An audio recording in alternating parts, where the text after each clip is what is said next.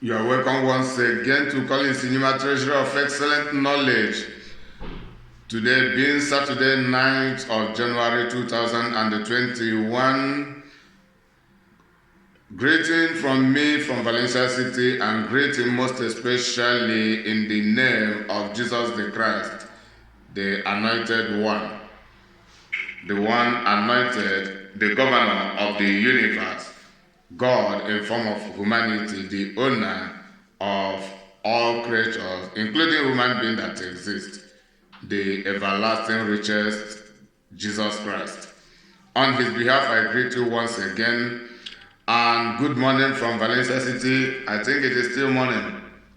Yes, it is still morning. Good morning from Valencia City. Good afternoon, good night, or good evening, depending on where you are residing and when you'll be coming across this video.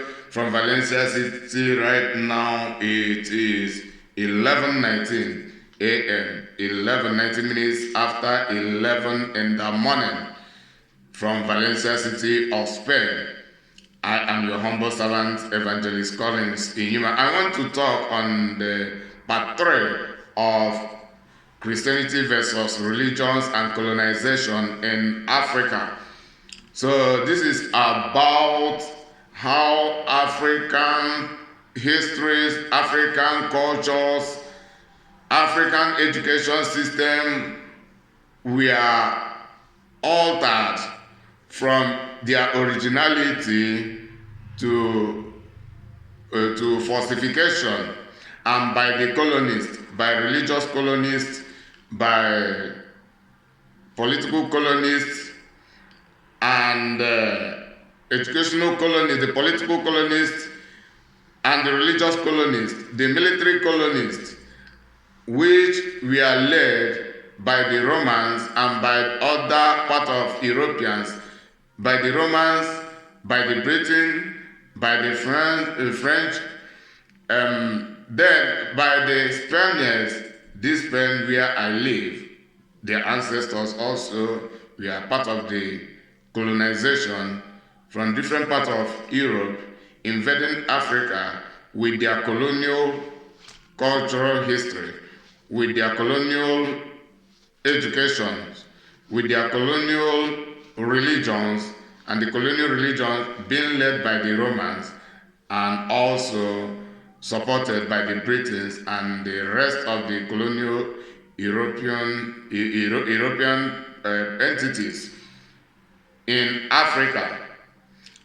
And all these people were not actually Christians, and it has been a generational matter, and all those who are involved into all this colonialism of different forms are not actually Christians, and what they practice is not Christianity. Even the Catholicism they introduced to Africa is not Christianity. So it is about further clarification regarding the notion of many Africans that Christianity is the problem of Africa. Some of them call it religion being the problem of Africa, but being unable to differentiate between Christianity and religions. And most Africans cannot even differentiate between politics and religions and Christianity. Most Africans cannot differentiate between political colonization, cultural colonization, satanic power, demonic power colonization, and they cannot differentiate all these things from Christianity. However, there are colonial Christianities. Those who fraudulently and for their selfish interest come in the form of Christians and Christian leaders, Christian preachers, and whatever, using the name of Christ, even using the Bible, and giving a different interpretation and indoctrinating people with alternative doctrines, with human and devilish doctrines, using the same Bible to back it up, just the same way the Satan did to Eve and many other people, even in the biblical history from the Old Testament, we hear between true prophets and false prophets. So these things had ever been in existence even before the political and worldwide colonization as championed by the Europeans. It is not a new thing, and it is very beneficial to we the Africans if we actually learn and understand what the realities of life and what the realities of fellowship is all about, and also to acquire the knowledge for defense so that we will not continue to be deceived, as I have made the part 1, part 2 on this topic, and for further clarification I have made various videos regarding Christian teachings, as they are now numerous in my YouTube channel, and I will try by the grace of God to begin to channel some of the old teachings, channeling them through Facebook Live. I will be recording them through Facebook Live little by little, then I'll be presenting them on Facebook. and more so where I'll be making some other teachings. At times I will be available both on YouTube and on Facebook at the same time. May God bless you for listening. So there is an African woman, and I believe who is regarded as a member of the dungeon called Nigeria. I don't know whether she's actually a Nigerian or whatever, but she is accurate with her analysis and with her discoveries regarding how African history was altered, African culture, some of the African cultures being altered by the colonists and influencing Africans with religions which are not Christianity, as spearheaded by the Romans and supported by the rest of the Europeans, including the French, including the British, then the rest of them, the Spaniards, and the rest of them who invaded Africa and colonized Africa. So from here, we get further information from the informations I have delivered on this topic and the previous topic which I've been dealing with. May God bless you for listening as I'm about to play the video I am talking about. It will be around 17 minutes video. Then after the end of the video, either sometimes I will be breaking it to give brief analysis, or at the end of the video, I will round up. Siempre quise ser un verdadero pianista, así que descargué esta aplicación llamada Simple Piano.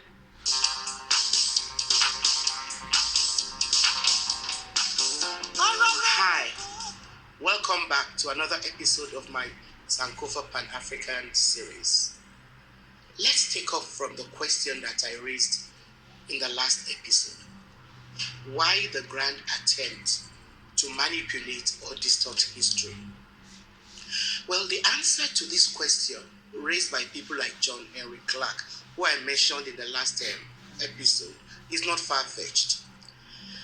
It was done to justify slave trade and colonization. In order to justify these dastardly acts, Europe needed to fabricate a history which emphasized its presumed superiority and minimized the contributions of all other groups of people. The easiest way to justify slavery and colonization was through the fabrication of a history that glorified the role of the white race as the only race which had the ability to civilize the world. To do so, they had to deny the roles of all other people, and in the process, they dehumanized them. When and how did this falsehood gain ground? Thankfully, there are a few historians who have shed light on these questions, alongside John Henry Clark and other scholars like Cheikh Anta Diop, Ali Mazrui, and several others who have tackled the questions. For instance, John Henry Clark and John G. Jackson, another great historian, identified the 15th and 16th centuries as the period when the distortion of history was instituted. The long and short of it is that countries on the European continent were poor and riddled with disease. They were afraid that they would be wiped out. In desperation, their kings and queens paid and equipped mercenaries who are now known in world history as explorers. They financed them to go to continents like Africa, the Americas, and Asia, which were less populated, had and still have way more natural resources. They sent these mercenaries to go and pillage those places and bring back the bounties to Europe. I'm sure that you're familiar with some of these people, like Christopher Columbus, Vasco da Gama, Niccolo de Ponti, Ponce de Leon, Ferdinand Magellan, Amerigo Vespucci, Richard Francis Burton, David Livingstone, Henry Stanley, Henrik Barth, Frederick Russell Bonham, Mungo Park, a whole bally lot of them were unleashed to go and pillage the rest of the world. It's important that we mark those names because we keep coming across them time and time again as people who discovered this land or that river or founded, this continent and so on. So I'll return to some of these so-called explorers at a later date. Now, these were the people who helped lay the foundation for Europe to colonize the world. One irony of this era in European history should strike us today because it is being played out before our very eyes.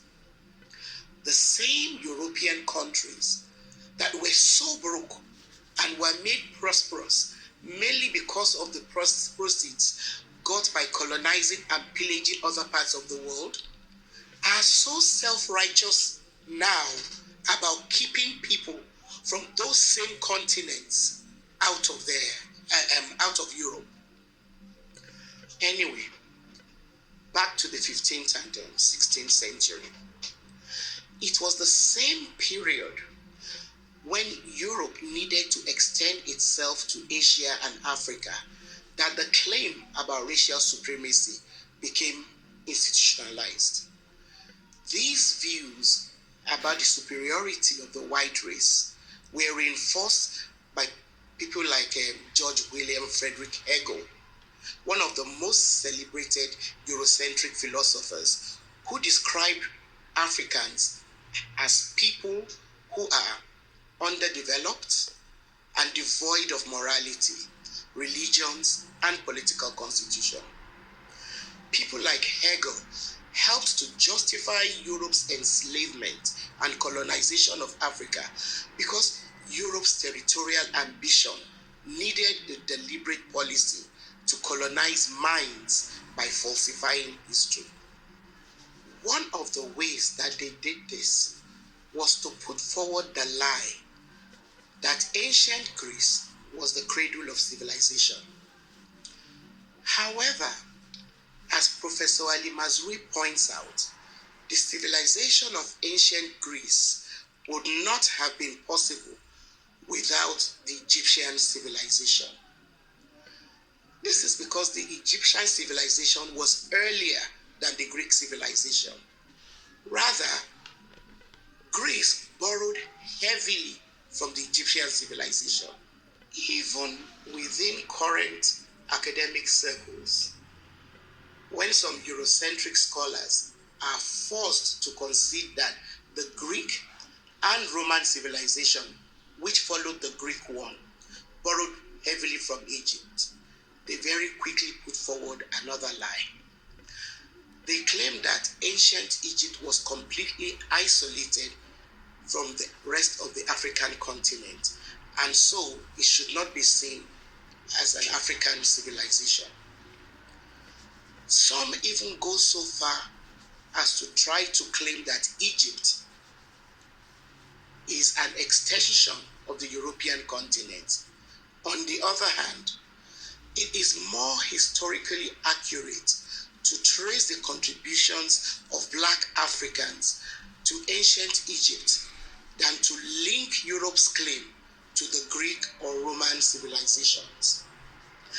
They challenge claims by Eurocentric historians who project the idea of Europe as the forerunner of world civilizations.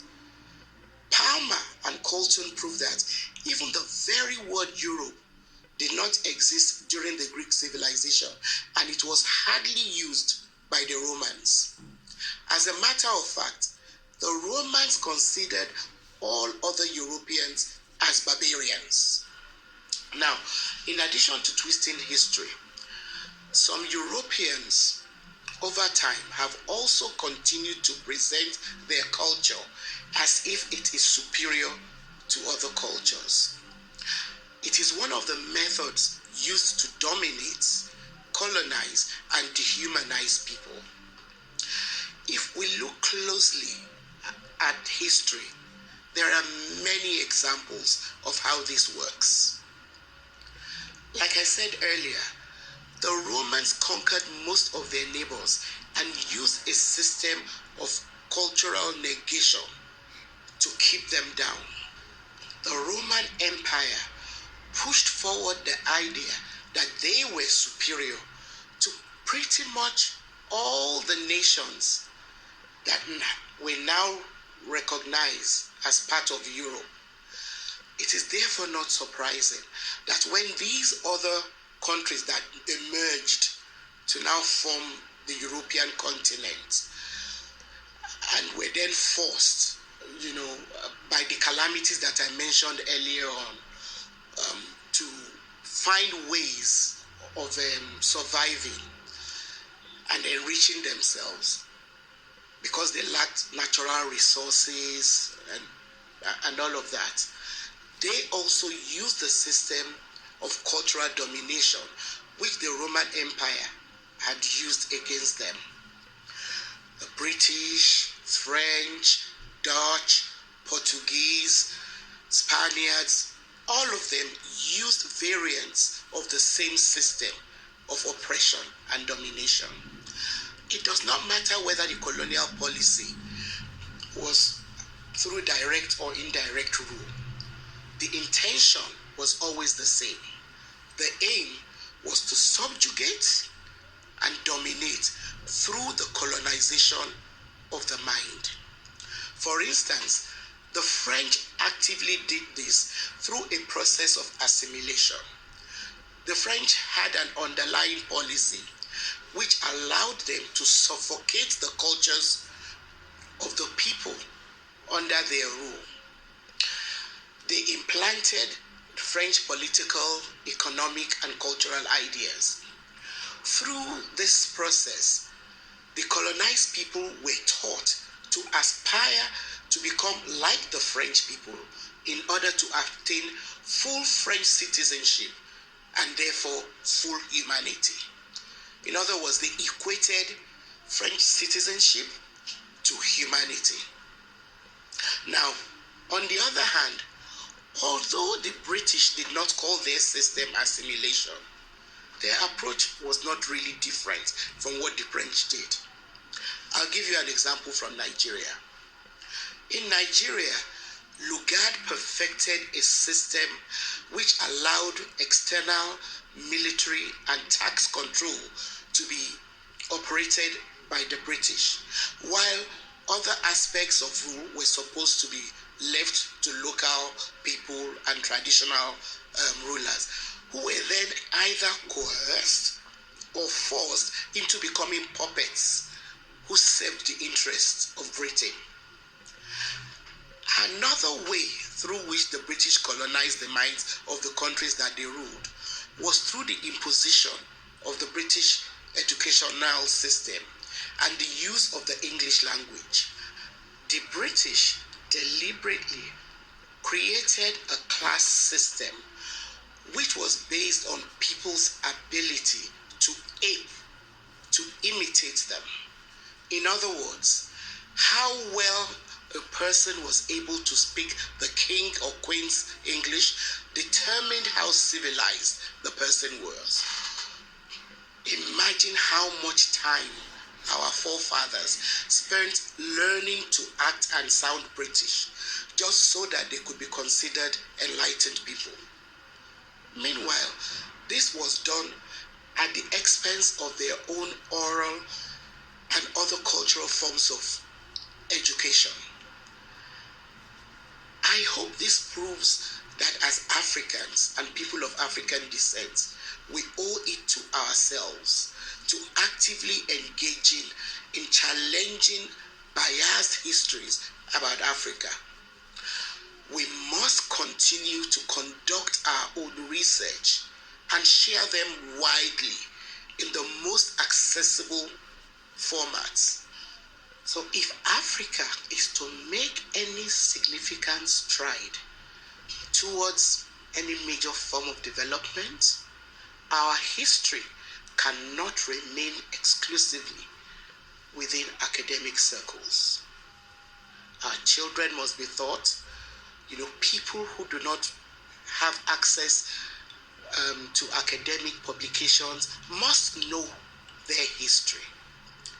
And this is because, as Sheikh Anta points out, even a superficial examination of the cultural situation of Africa challenges us to question the predominant history being pushed forward by the Western world. Because if we're to believe their account, their history, then we have to first believe that Africans have never been responsible for any contribution to the world. Not even the civilizations of empires like Ghana, Mali, Songhai, Ife, Nok, Zimbabwe, the Congo, to mention just a few. If we continue to allow ourselves the falsehood that Africans had no part in civilizing the world, it means we will then continue to depend on the so-called developed world for the solutions to all our problems. Now, this has become increasingly important when we look at the ascendance of blatantly racist regimes like the Trump presidency in the US, Putin's apparent neo-colonial aspirations, and the daily increase in the popularity of ultra-right politics in most parts of Europe. Again, we need to find ways to challenge China's aggressive economic colonization of Africa. If we do not know our own history, how do we equip ourselves and future generations if all we know about our past is a history which focuses only on internecine wars, transatlantic slavery, and colonization? As the Igbo proverb made popular by Chinua Achebe puts it, a man who does not know where the rain began to beat him cannot say where he dried his body. I'd like to expand this proverb by saying, men and women who do not know when and how the rain began to beat them cannot know how to dry themselves. Please, don't forget to subscribe to this channel if you have not already done so. Also, like and share our videos. Thank you once again for joining me.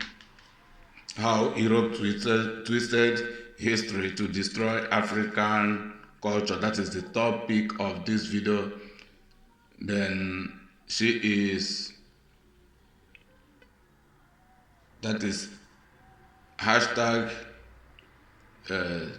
2 figure 2 Nacheki hashtag African videos and African people. That is how to get her from YouTube. So may God bless you for listening. She has just explained a lot regarding how Africa is being invaded continuously, starting from centuries ago until recent days, being invaded with colonialism, religious colonization, religious colonialism, political colonialism, history colonialism, cultural colonialism, and for the interest of the colonists and for the detriment of the entirety of Africans, and some people use as African stooges to be serving the interest of the colonists, of which the African leaders as of today all remain the stooges of the foreign colonists, and they are the direct managers of this colonialism in Africa, which is also invested in African education, the colonial education, as this woman has just explained, which we have been hearing from different broadcasts from my own broadcast and the broadcast made by others about colonial education. So we Africans cannot actually understand our history as long as we keep on depending on colonial history, because it is the foreigners, the invaders, the colonists that write what we believe and have accepted to be our history. Our belief system, they altered everything they altered only to continue colonizing us. So from here we know that it is not only about religious colonization. And more so, this is not what Christianity stands for. Christianity stands for deliverance from all this colonization. As I've quoted, Jesus Christ said, "The thief cometh not, but only to steal, to kill, and to destroy." But Jesus, he has come, and with Christianity, that the world and Africans, to be precise, may have life and life abundantly. Christianity is targeted at teaching people the realities of life and how to benefit from realities of life. That is what Christianity is all about. So whosoever that come in the name of a Christian or Christianity, or as a vicar of Christ or ambassador or representative of Christ of any form, but do not promote the well-being of the people and do not speak the truth and stand for the truth, the person is not practicing Christianity for real, but disguising himself as a practitioner of Christianity while the person is a colonist. As we know that many people come in the guise of Pentecostal Christians while colonizing people. Jesus Christ is against it, and that is the reason when he went into the temple during the days he saw people trading for their selfish interest in the temple. He scattered their stuffs, letting them know that that is not the purpose for that. He was always challenging to the Pharisees, who were the religious colonists of those days in Israel, Israel being the leading nation regarding Christianity and religions, which is exemplified by Judaism and other religions. However, we see colonial religions manifesting from different areas, and for world colonization from the Europeans, and now it is more obvious that Christianity is not actually a religion, and religions are not actually Christianity. And the Christianity, as people regard to be the African problem, is not actually the African problem, but the African solution. Rather, counterfeit Christianity, colonial Christianities, and religions are the problems, and the colonization of all sorts, colonization through history, through culture, colonization, political colonization, all economic warfare, economic colonization, and total feudalism of rulership, total feudalism of rulership. Those who rule Africans, the African leaders themselves are the colonists. African leaders are the African indigenous colonists over us. So they are the part of the problem. They are the managers of this colonization of the problems meted upon the entirety of the Africans. Don't forget one key word this woman mentioned here: the colonization of the mind. So the colonization is founded on the minds of the Africans, and we the Africans are the people responsible to delivering ourselves. The colonies can never for any reason help us, because they don't want us to come out of that mess. It is we are responsible. So keeping quiet and keep complaining without taking action will not help the situation. As the woman has advised, that is a wise advice, that all Africans are to engage into research and beginning to find out the truth. And we, the Africans, are responsible to re-establish our educational system, to re-establish our historical system, to re-establish our beneficial cultures, because there are also evil cultures while there are beneficial cultures in Africa. We are the people responsible to rebuilding ourselves. So we cannot just continue to complain, pointing hand and playing blame games. That should not help us for any reason. It is all about continuation of enlightening us. And Christianity, as I always say, is all about win-win, benefit and benefit, but there are prices to pay, and that price is prices of righteousness, prices of uprightness, prices of modesty, decency, orderliness, holiness, and looking forward to becoming perfect, as God has commanded that He is perfect, and God is the only perfect being, but He expects that we should emulate Him in becoming perfect stage by stage. That is what Christianity is all about, because we humans are created in the image of God, and God expects us to live like Him, character-wise. May God bless you for listening. I remain your humble servant, Evangelist Collins Inyima, until you hear from me once again and very soon.